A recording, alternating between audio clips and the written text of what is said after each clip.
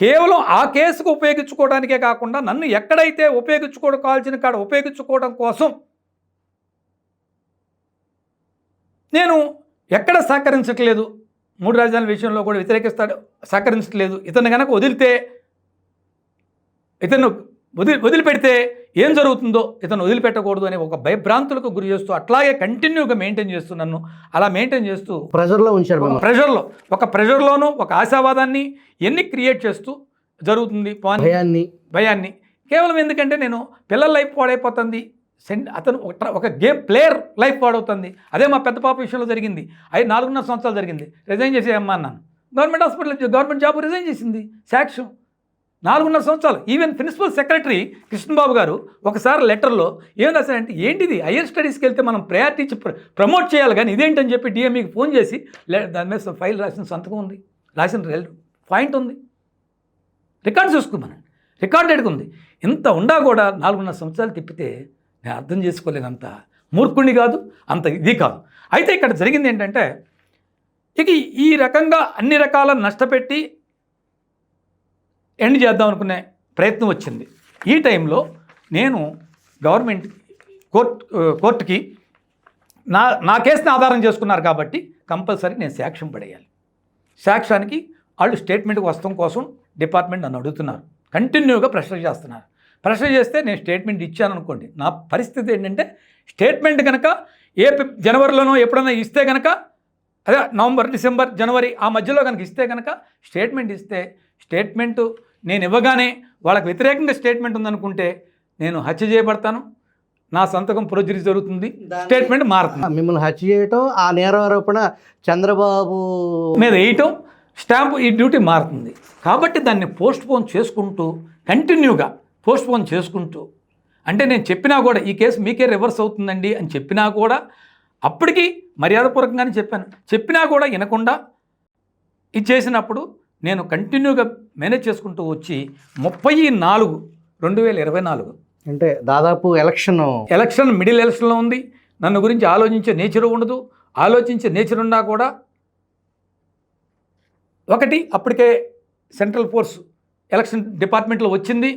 అప్పుడు కూడా ఈ పోలీసు వాళ్ళు వచ్చిన వాళ్ళని అబ్జర్వ్ చేసుకుంటూ 1 గంట సేపు కూర్చోబెట్టి టీలు తాగుతూ మాట్లాడి, వాళ్ళతో మాట్లాడినాక వాళ్ళ మూవ్మెంట్ ఎలా ఉందో చూసినాకే నేను స్టేట్మెంట్ ఇవ్వడం జరిగింది.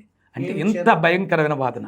ఈ స్టేట్మెంట్లో కేవలం ఇందాక మీకు చెప్పిన పాయింట్లన్నీ ఇచ్చాను. ఏదైతే కేసుని ఇది చంద్రబాబు నాయుడుకి వర్తించదు. ఎందుకైతే వర్తించదు అంటే, చంద్రబాబు నాయుడు గారి కేసుని జగన్మోహన్ రెడ్డి గారే ప్రేయర్లో ఈ గవర్నమెంట్, అంటే జగన్మోహన్ రెడ్డి గారు కాదు, ఈ గవర్నమెంట్ 2019 నుంచి 24 వరకు జగన్ గవర్నమెంట్ ప్రేయర్లో క్లియర్గా ఇది అక్రమం కాదు అని పడేసింది ఎన్జిటీలో.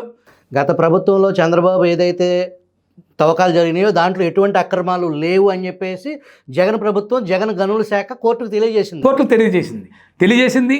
ప్లస్ కమిటీని సెంట్రల్ ఎన్విరాన్మెంట్ మినిస్టర్ నుంచి కమిటీని ఎంచుకుంది.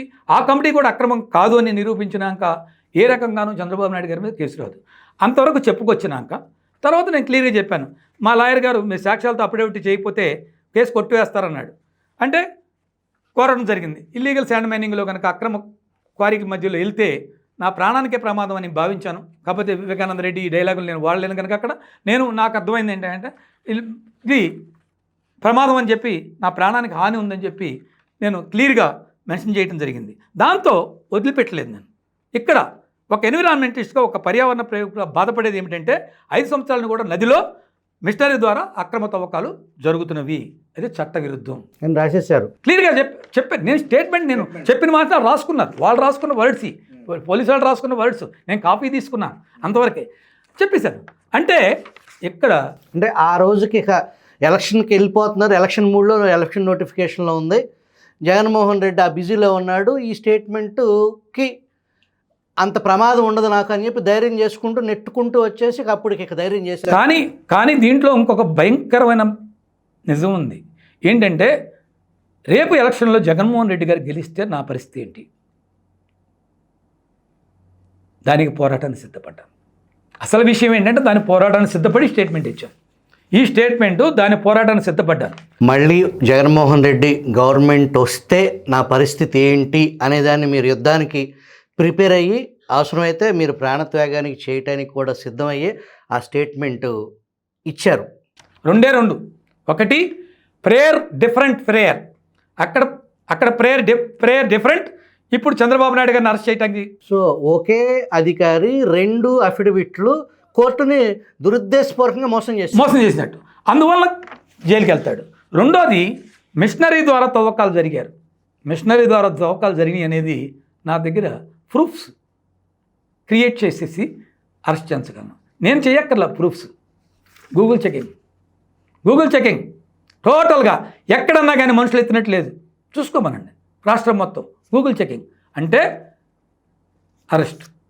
అంటే ఇలాంటి పరిస్థితిని జగన్మోహన్ రెడ్డి నన్ను వదిలిపెడతాడా? అధికారంలోకి వస్తే వదిలిపెట్టాడు. మరి మీరు ఏ ధైర్యంతో వెళ్ళారంటే ఎస్